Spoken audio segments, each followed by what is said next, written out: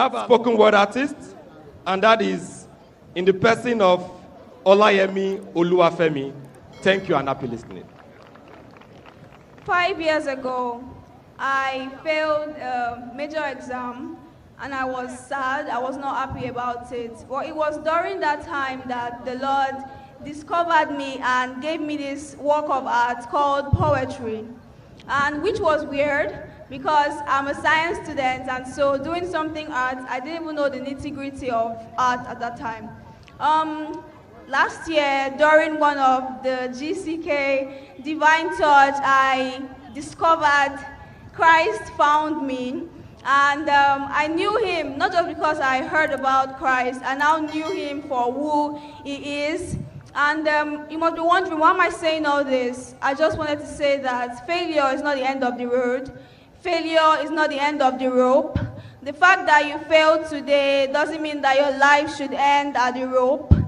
The fact that you failed today doesn't mean that tomorrow you can't sail. The fact that you're crying today doesn't mean that you can't fly today. So I'm a proof and I'm a testimony of that. And so what you see today is what God has done in my life. Finding Christ and discovering myself through failing. So I hope that you all resonate. I hope that you all relate. I hope that you all connect, and I hope that you all hear it. Thank you.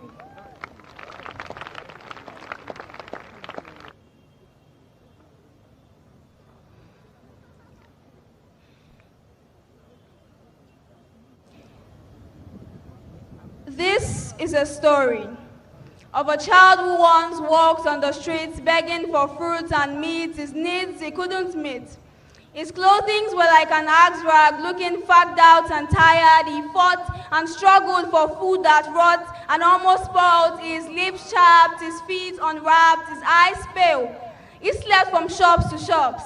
His legs moved from stop to stop. He had no abode, but how can the son of a king live this way? He didn't know who he was until one day he was involved in his daily activity, walking aimlessly like an nonentity, when suddenly an entity discovered his true identity, that he was none other than the son of a trinity. With quick motion, the man moved with the notion that this child wasn't to be found in this situation. The man shouted, "Stop!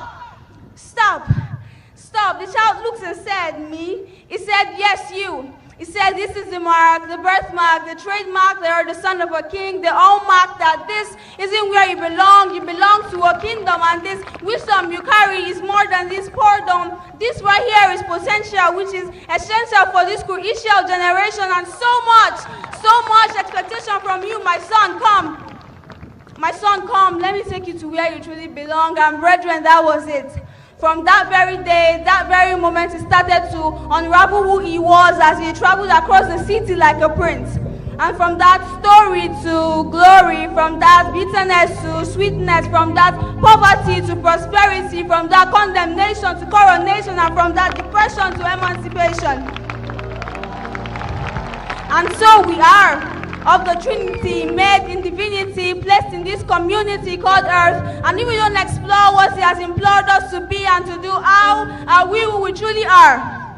And so I must say that it's a privilege to have knowledge dished out from a well-known, renowned, and acknowledged evangelist, Pastor W.F. Kumuyi.